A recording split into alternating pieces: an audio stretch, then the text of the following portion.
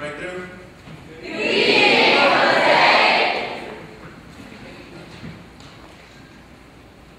When given the task of preparing a testimonial, I wanted to make sure to present something that the students can relate to. I thought about it and I came up with this.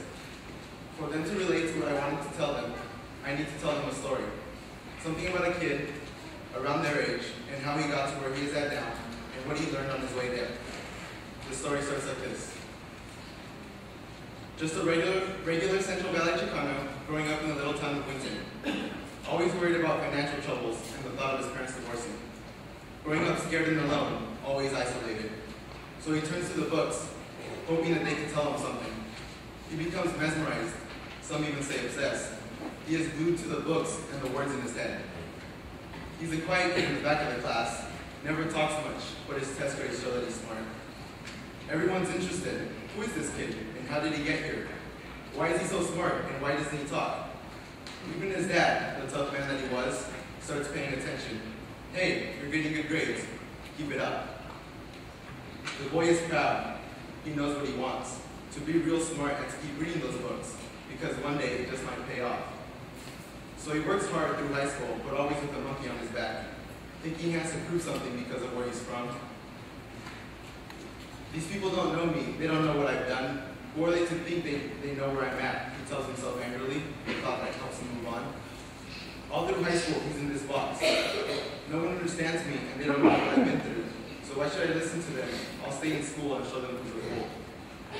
Now he's reaching high school graduation, and he asks himself, what was the point of all that? Why was I so angry? And why was I confused? Did all that anger matter if I still got to where I wanted to be? A feeling grows in him. He's better than the rest. He's sure everyone else is wrong about life, and he feels like he's the only one who knows the truth. He goes to college, but he isn't very motivated. He feels like he's trapped and doesn't have a purpose. He feels pressure from all sides. What career are you headed for? Where will you work? He has no idea what he's going to do, but he still likes books. He decides English will be the best fit. Maybe there he will meet people who feel the same way. Quickly he discovers that things haven't changed. It's just like high school, except these people never change. He is fed up and his bank account is running low. He thinks about leaving, about going back home. But something catches his eyes. He sees an opportunity to teach, and suddenly he has a goal. The only thing that stayed constant for me was my books, so maybe I can teach that to kids. His mood suddenly changes. His mind fills with big ideas of changing the world. He races through site descriptions, thinking of where he can go. Manchester sticks out. Someone tells him, a very good program, one of the best in the nation. They know what they're doing, Trevor and Kate. I strongly suggest it. Take it from me. He is sold. He counts on the days, and when he isn't called for an interview, his concerns begin to grow. I didn't make it. I wasn't bright enough. Obviously, I got ahead of myself a little too much. But what is this? A call. The number says Trevor Munhall. Yes, he said the number ahead of time, just in case. Trevor is ready to interview him, and he's as giddy as can be. He is nervous and stammering loudly. Oh, and ums appear all over his sentences. Great. Now Trevor thinks he's a big doofus. Trevor says, we will talk soon and let you know if you made it. A big sigh of relief, but then he begins compulsively checking his emails.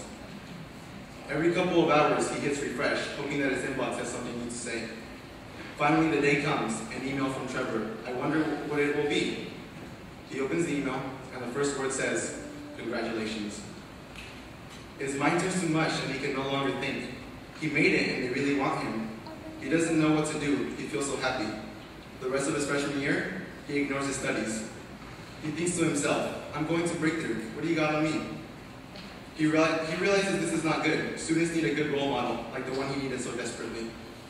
The end of the school year is a blur. All he remembers is getting on the airplane and thinking, wow, I'm actually doing this. Me, the little boy from the Central Valley. When he gets there, he is not so confident. All these people, the faculty, are very intelligent and know who they are. They are more energetic and very outgoing. He feels completely lost. He doesn't know what to do or how to relate. He is thinking about going back home. Maybe this was not the right decision for me. But the faculty members do not give up so easily. They are so friendly and make you feel welcome. Hey Jose, how are you? How was your flight? Welcome to New Hampshire. Isn't it quite a delight? You're from California, right? I always wanted to go. You're so lucky, it doesn't even snow. He is bombarded with questions. They want to know about him. Why do they care and what makes them like this? He makes good connections and he even makes friends. He feels like he knows where he is at and he is ready to teach. He is mentally preparing, thinking that everything will go according to plan. I believe in my students and I know they can learn what I teach them, he says. He is shocked and surprised on his first week that teaching is hard and students need help achieving their dreams. He quickly realizes that he needs to be keen in order for his students to be all they can be. He changes his game plan, no more sitting around watching TV. He needs to do work for himself and his students. Then he realizes he's actually teaching these kids. They come into class and listen to him. They want to learn and want to achieve. They remind me so much of me when I was a kid. I wanted to learn and become something great. I want to be there for them so that they can succeed just like I did. So if I take a step back and think on my own, what is the point of the story and the way that it's told? 6 weeks of BT have passed and we now sit at its end. I find myself asking, what did I teach? What did they learn from me? But the more I reflect on these questions, the more I feel like I'm asking the wrong question. I should be asking, what did I learn? What did you teach me? When I was your age, I thought I was alone. I was a kid in the back of the class who felt he had to be isolated to be real smart. But that wasn't the case, and this isn't the case for all of you. It is hard being the smart kid when you feel your peers do not approve. What I have learned from you all was that I was not alone when I was your age. We all have overcome hardships, and we'll do so in our own way. I see that even though many of you had things to deal with outside of BT, the sense of community that you have here, the strong bond that many of you share, is what allows you to be comfortable in the classroom and take positive risks. This community is very strong and offers a lot of support. Cherish this resource because it's not common. Remember, you are never alone. Thank you.